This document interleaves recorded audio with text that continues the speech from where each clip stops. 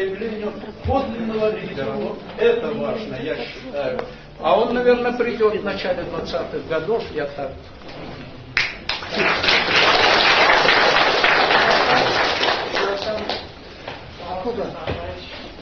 Нефть жоқ, газ жоқ. Ошон үчүн ошол алтын бир гана ресурс Кыргызстандын.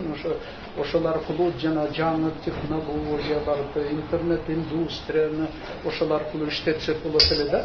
Эми аны өзүң тоо инженер катары жакшы билесиң, экологиялык таза технологиялар бар дүйнөдө, туурабы?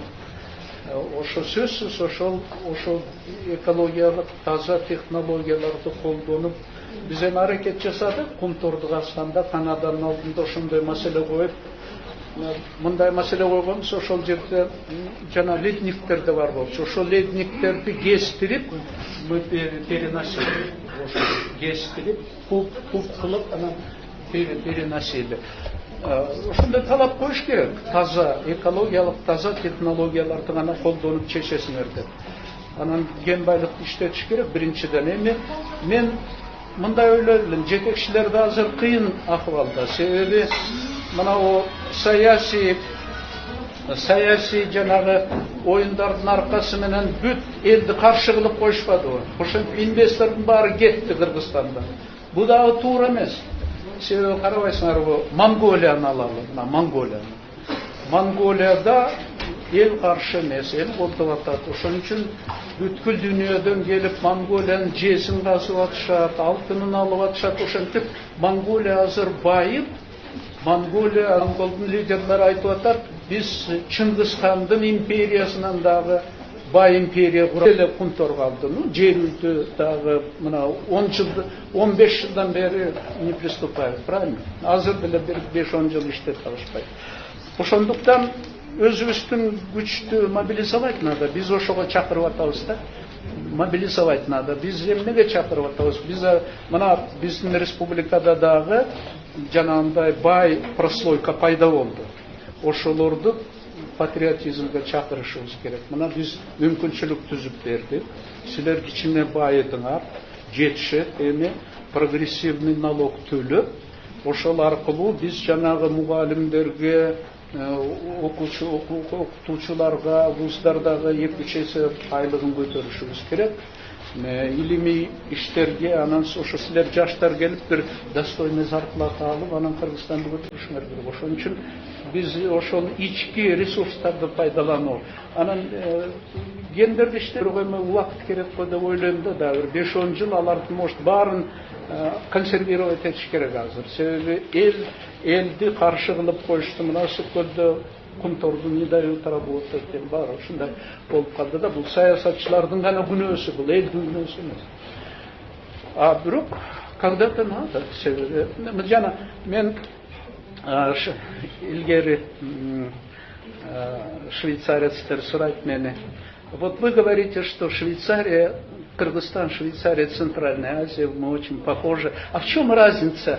Дегеннен айтканда, они все смеялись, айтканда, разница только в том, что у вас золото в банках, а наше золото в горах.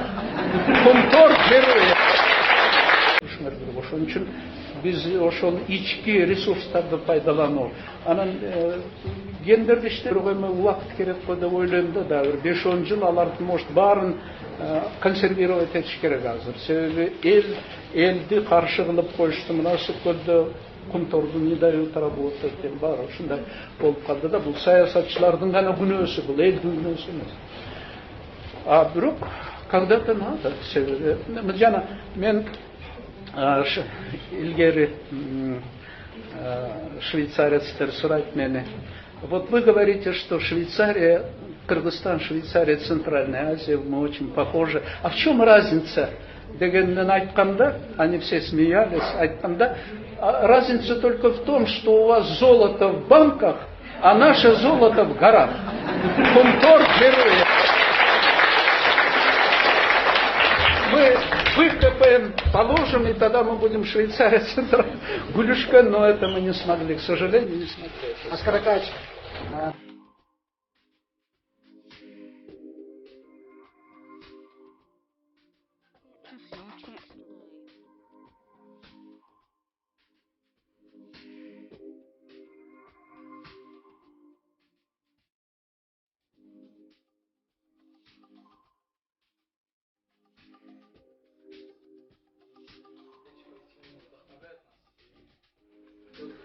Причем, заметьте, я здесь никого не критикую.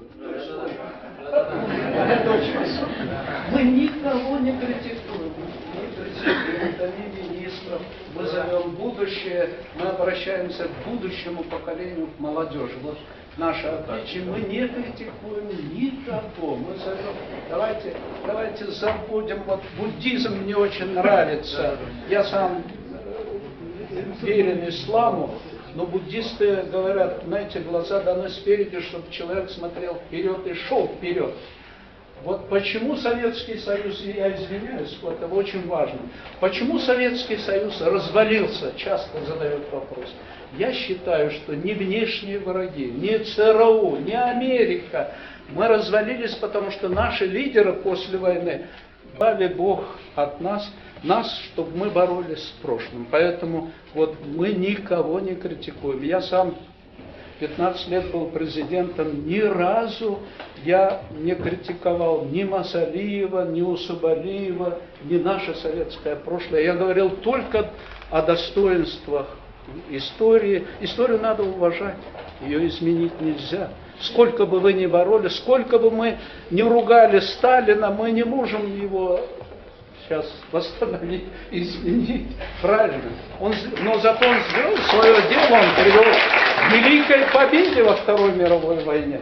Поэтому вот я считаю, что очень важно, что мы хотели преподнести вот такой урок, что никогда нельзя бороться. Лучше вот придет новый лидер, он должен вести молодежь, всех нас, стариков, пенсионеров, весь народ вперед к светлому будущему Кыргызстана. Тогда у нас... Вот, как все знают, уже Аскар Акаевич достиг путем математического моделирования прогнозирования мирового кризиса с точностью до 1 дня. Такой вопрос. Пытались ли вы прогнозировать, вот, что будет в ближайшее время с экономикой Кыргызстана и что должно являться основным локомотивом развития экономического роста Кыргызской республики? Это вопрос номер 1. И вопрос номер 2. Вы, наверное, знаете, в этом году в ноябре месяце состоятся президентские выборы в Кыргызстане. Да.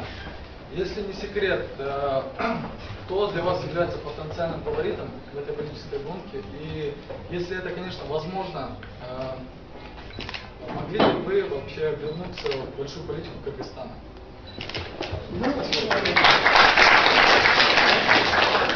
Начну с конца. Конечно, в моем возрасте уже возвращаться в политику, это было бы контрпродуктивно. Вот. Дай Бог, чтобы я вот в своей профессии, в научной сфере сумел завершить свою научную карьеру, как научный работник. Это первое у меня. Такая мысль никогда не может зародиться, чтобы снова вернуться к политике. Вот. Потому что дважды в одну и ту же реку, как известно, и входит. Это первое. Второе, вот в отношении кандидатов. Я, к сожалению, ни с одним из них не работал. Ни с одним из кандидатов не работал, поэтому мне трудно судить.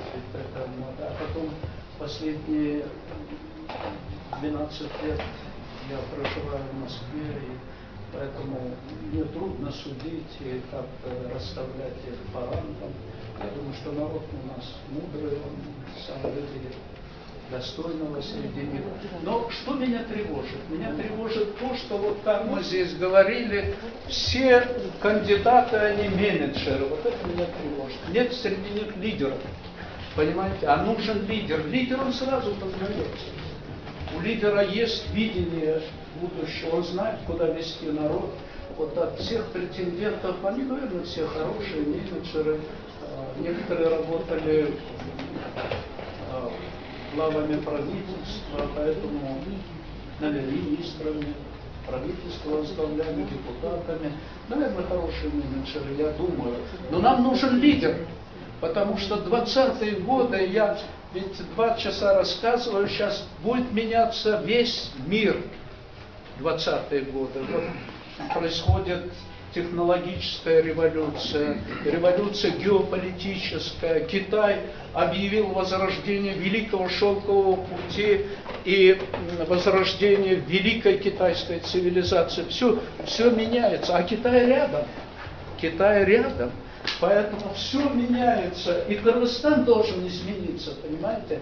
Поэтому вот та экономика, которую ее надо поддерживать, ее надо развивать, но она существенно ничего не изменит. Надо создавать новую экономику.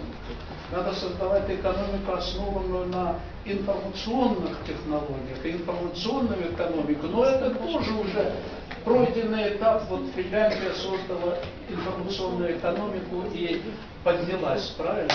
А нам надо бороться за создание уже интернет-индустрии. И это мы сможем. Я уверен, наша кыргызская молодежь освоит прекрасно интернет-индустрию, всю и 3D, все технологии, и поэтому нам надо создавать совершенно новую экономику. И почему я говорю, что нужен новый лидер? Ну, он будет выявляться, ну, пусть будет сейчас менеджер руководить. Но важно, чтобы он был прогрессивный и подготовил почву к появлению подлинного лидера. Вот это важно, я считаю. А он, наверное, придет в начале 20-х годов, я так чувствую.